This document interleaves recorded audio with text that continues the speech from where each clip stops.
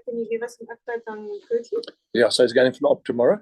Looks like he's fractured the bone in his cheekbone. Yeah, but I mean, it's a fracture. It's not. When I say it's not too bad, it's a fracture. Put a plate in, try and get him in as quickly as I can. Not because we need him the next 2 weeks, obviously, but to get him ready for the tests. I think again, every kid wants to be in the test squad. And credit to our medical staff, found a doctor. We'll do him tomorrow morning early. So that gives him it's a little bit like the Dupont thing. Dupont got injured, got that operation the next day. So it's always nice for our young players to know that the medical staff are trying to put his interests, obviously take his interests seriously and make sure that he can get ready. Whether it's 3, 4, 5 weeks, at least then by the time the international window starts, he's back.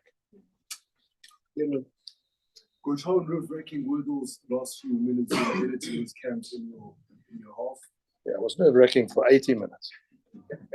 We got a try, and then we got a line break and dropped the ball over the try line. Dropped 4 kickoffs in a row. Every time we scored, we dropped the kickoff, gave them a scrum in 22. But the one thing that I'm happy about, because it's like a bittersweet feeling, is we found a way to win. We have grown as a squad. I think we would have lost that game 2 years ago. Even the way we closed it off, I thought Willie was outstanding, the way he dictated from the back there by keeping them in their half. And it's funny. I mean, it sounds like an obvious thing.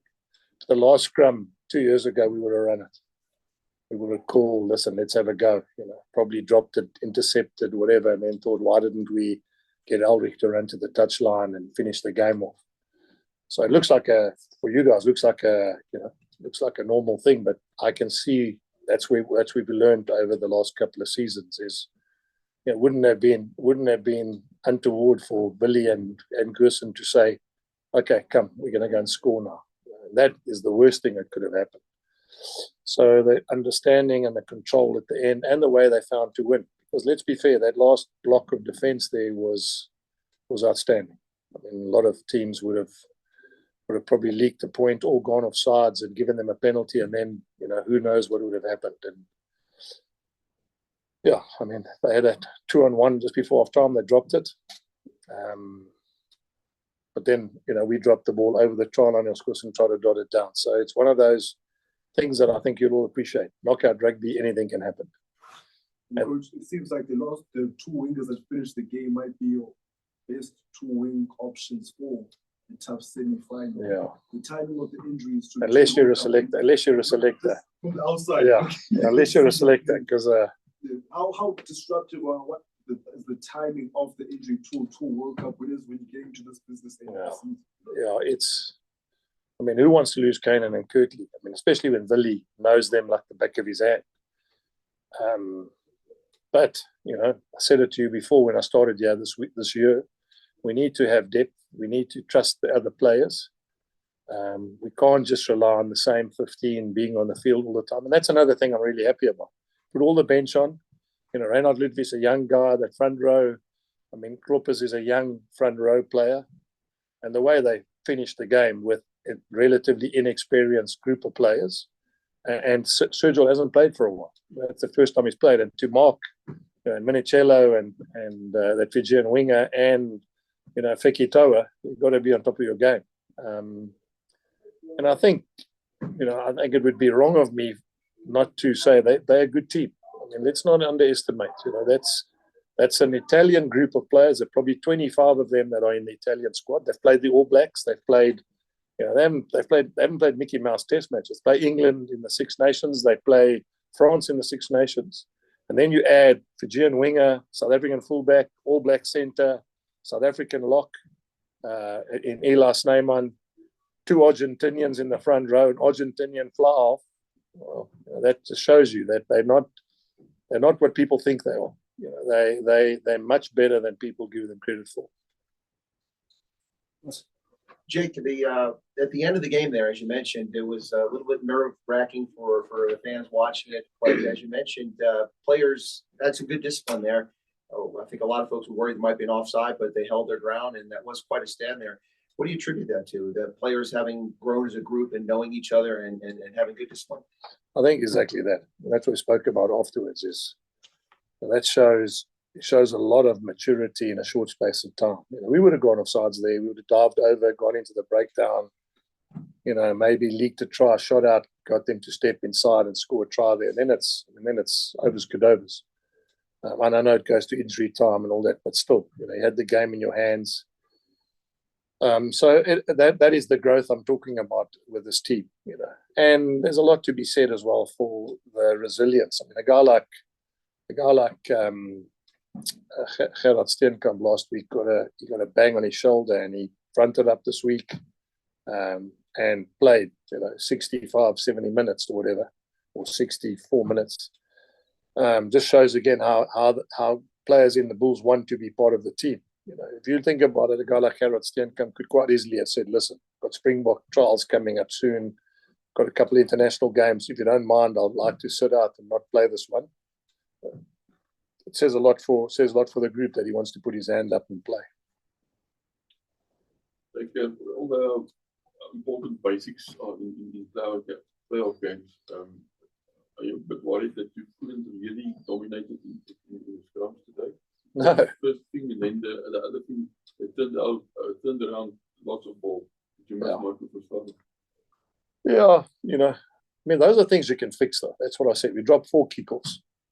So now it looks like they get 4 scrums in your 22. And now, think about it. If we get 4 scrums in the 22 of the opposition every time as a given, that's a hell of a position for a defensive side to be under.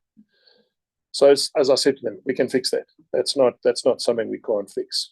Scrum-wise, I think, again, we underestimate. There's Argentinian Lucet, Argentinian hooker, Irish, Italian tight end, Italian lock, another Italian lock, 2 guys on the bench that play for Italy.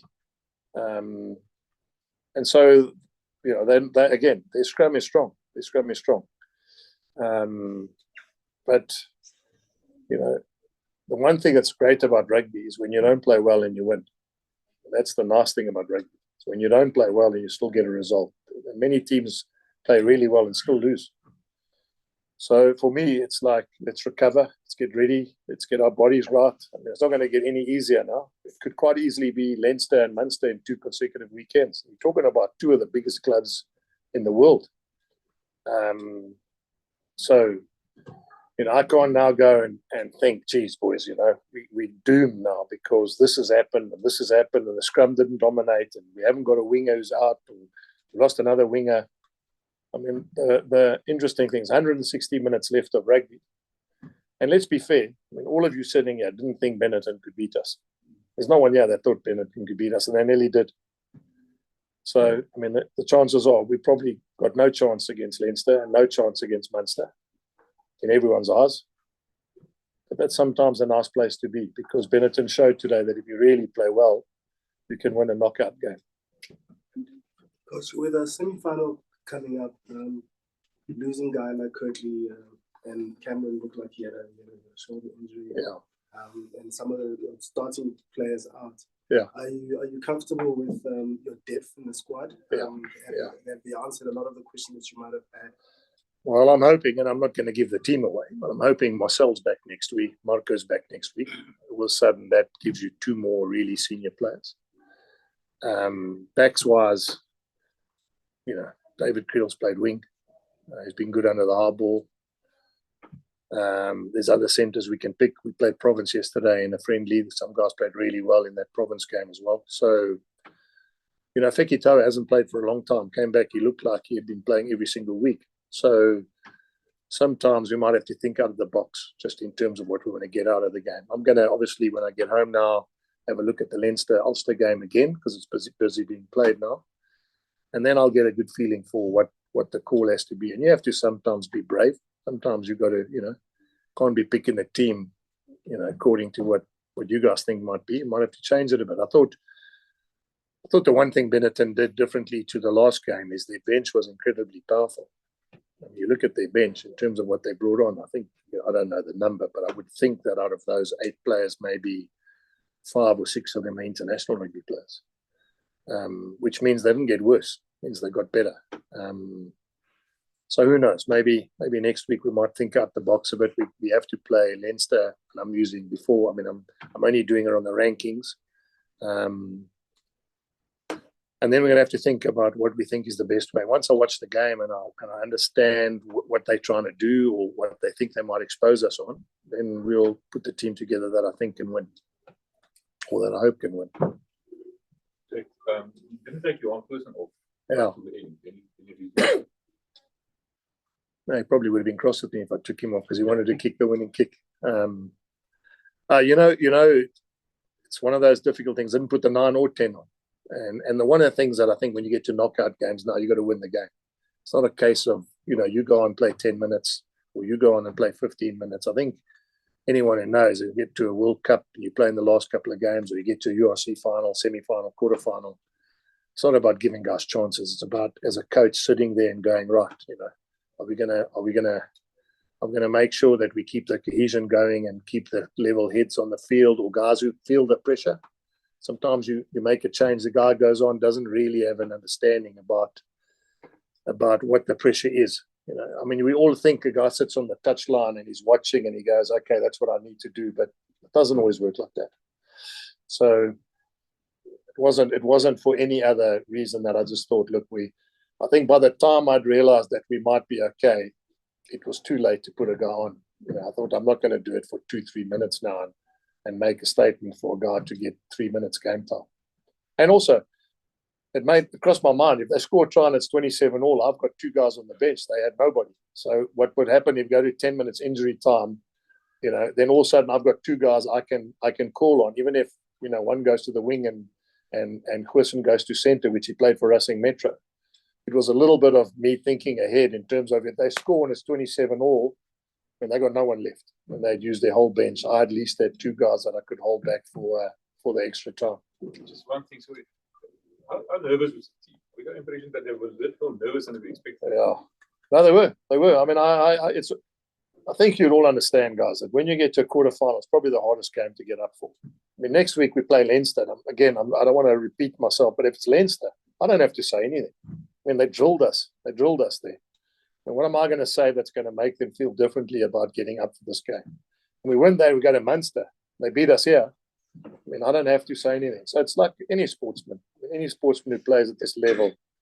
The quarterfinals are always the one that you've got to work the hardest on. It's because you're close, but you're not close enough. It's like anything. If you play in a quarterfinal, it's not, you don't get the feeling you can win it. But now there's 4 teams left. Now you can almost feel like you've got a chance. And obviously the final is like we would know. Final is anything is possible. Jack, guy like Curtly, for instance, same with other teams you've coached, a guy like Brian and Bonnie, you can see the almost the spring that he puts in everybody else's step when he scores after 25 seconds. And it almost felt when he went off the field that there was just a bit of a dip as such. Just this week, whoever you face this week, how do you counter that sort of psychological, I suppose, thing in the team where they know there's going to be a Curtly or Kanan? Yeah. Well, I think the one thing you do, Brendan, is that you probably praise the guy who came on unexpectedly so early in the game. I don't think Sergio in his wildest dreams thought he would play that much rugby against this opposition. And that's, again, I suppose that's the art of coaching. Is now what do I say and what do I do this week for them all to understand that, that every player is really, really fortunate to be involved in this game. But Sergio's won the URC, guys. He's the only guy in the Bulls change room who's actually won it. So to have him there and and have his experience. I mean, he's played against the Bulls when we were rampant, and they won 18-13. So I don't think I'm going to have to struggle too hard for him to understand that he's got another chance. Some sports people, you can, guy like Jonah Lomu never won the World Cup. He's probably the greatest rugby player ever played. And so the fortunate thing for these kids is they play to win another tournament. You could play. I know lots and lots of rugby players who've played and played and played and never won anything.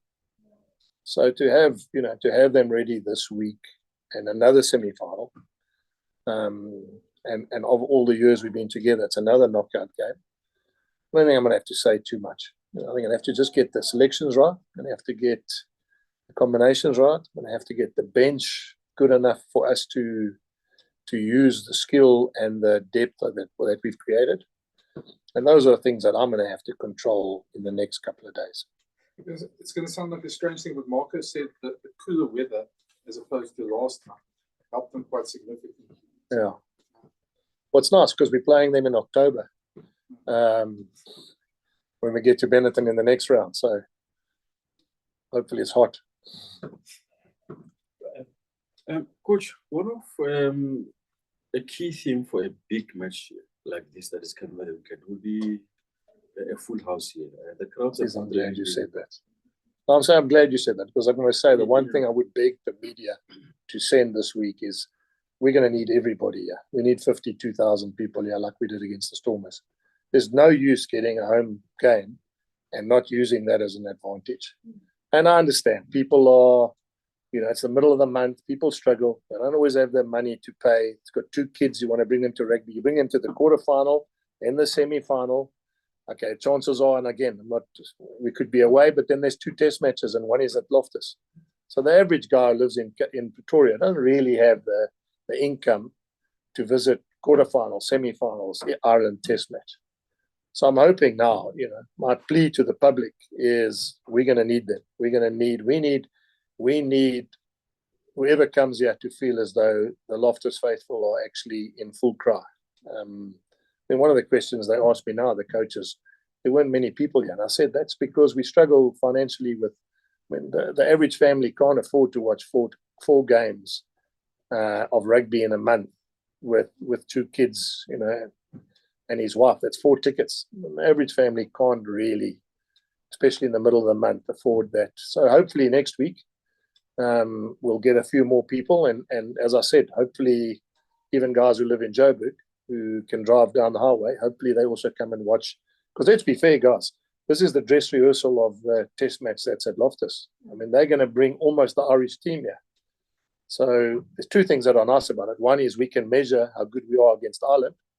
And 2 is it gives all these players who want to play for South Africa a first-hand chance of showing the national selectors and Rassie that they can compete against the best players. Now, that's from my side. That's what I can control, is I've got to create this week everything possible for every boy who wants to be a Springbok to feel like he can compete against Leinster or Ulster.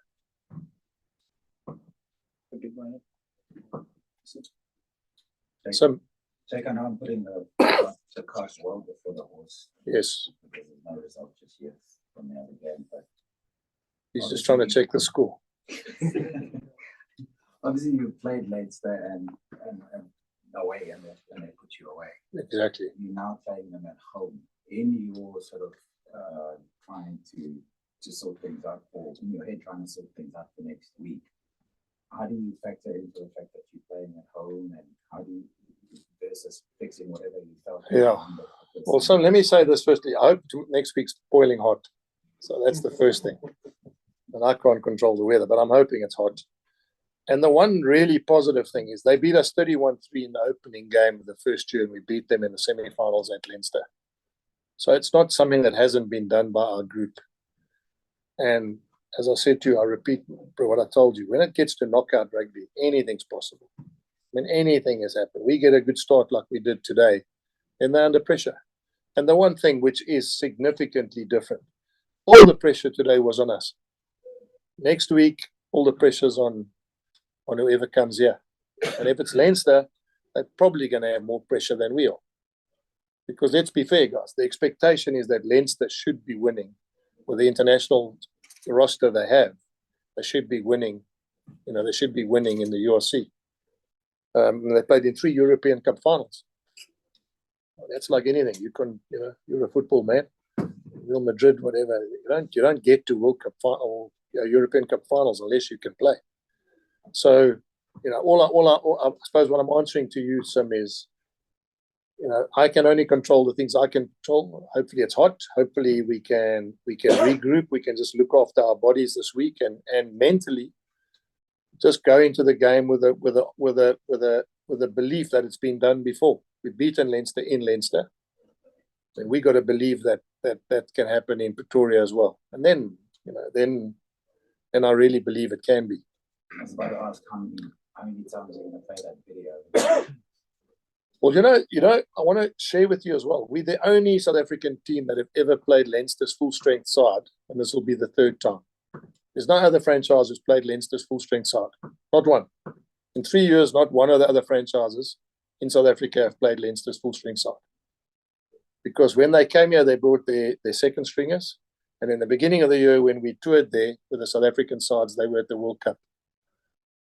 But there's a positive to that, because it means we've played their best players. This is the third time. And, you've got to get something out of that. As a player, if you're playing in any high-level sport, if you play Nadal 3 times, you're going to be better in week 3 or third time than you would if you've never played it. If you play Tiger Woods in golf, it's the same thing. So I don't want to give you a motivational speech tonight, but what I am saying is I'm really, really understanding of the fact that we've measured ourselves against the best. And whatever they've chucked at us, we've got it right sometimes, we've got it wrong sometimes. Who knows? We keep betting on roulette red, sometimes it goes to black. 17-0 to Leinster. Hey? 17-0 Leinster. There we go. Seeing as we're speaking of it, you talked about pressure coming out. I suppose the other pressure on them then is the fact that they haven't won the URC in 2 years. They've lost 3 European finals in a row, and that pressure to succeed is going to be huge on them. Of course. And I mean, it's normal and it's human. They also want to make the Irish team that have to come and play here at Loftus against the Springboks. So, that's what sport does. That's what the uniqueness of sport does. And I've said it to you many times, Brendan. People follow teams around the world to be there for the day when their team wins a game that should never happen. You go and ask any sporting guy who follows his team around the world, you say, I was there the day the Boks won or I was there the day Real Madrid won in Barcelona, or I was there. That's what's so unique and fascinating about sport. So I'm not now telling you they will feel pressure. Of course they will feel pressure. They got an unbelievable team. I mean, their budget is probably 3 times as much as ours. They've got more international caps than we've got URC caps. But saying that, and I repeat myself, is knockout rugby is a strange thing. Today, quite easily lost to Benetton. All of you guys would say, geez, how did that happen? Well, that's what sport does. Last question, Chris. Jake, a couple years ago, people had questions about South African sides coming to the URC. And we saw, of course, that the Southern Kings and the Cheetahs had been there previously, and kind of a test run. But the 4 teams coming, including the Bulls. But now we've seen the Bulls and Stormers do very well these past few years. You've been in the final, the 2 of you at Cape Town the first season. You got the quarterfinal last year. Now back to the semifinal this year. Are you happy or thrilled with the progress we see with South African sides proving that this was the right decision to go there to the north? You've got the same time zone, and that makes an impact here. So after 3 seasons URC, I imagine you've got to be pretty thrilled. Also, a couple of years ago, people were shaking their heads at the Bulls going, what's going on there? But the team seems to be improving as we go along this season.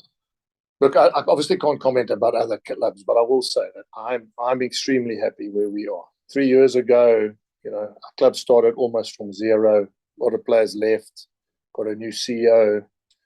And if you had said, as I said to the players this morning, you're going to be in a quarterfinal, semi-final, and a final in 3 seasons. You're going to come second on the log in your 3rd year and host a semi-final. I don't think there's any guy who's involved with a Bulls supporter, board member, CEO that wouldn't have said, right, let's sign on the dotted line. We take that. Nothing's changed. I mean, today, guys, Grobby's front row, Grobby's and Francois Kloppers and Ruan Vermaak and Ruan Nokia, none of them are older than 27. Now, then you get Cameron Honeycomb, 21. We can't fast track anything other than the fact that we can put them in that environment, put them in that situation, and they grow.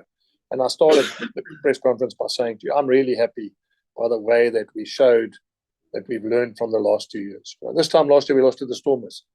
And we probably made as many mistakes.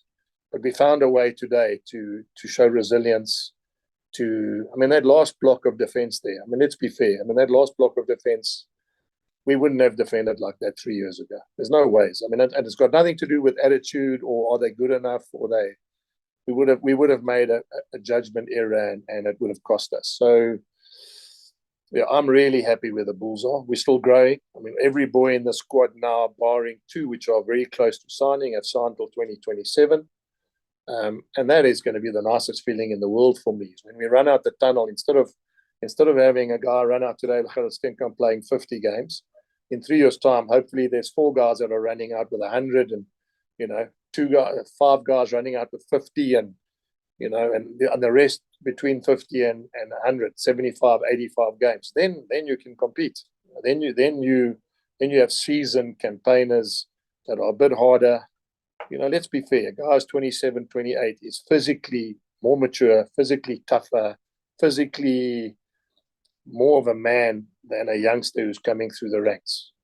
And so I'm really happy. I'm really happy, and we got a massive challenge.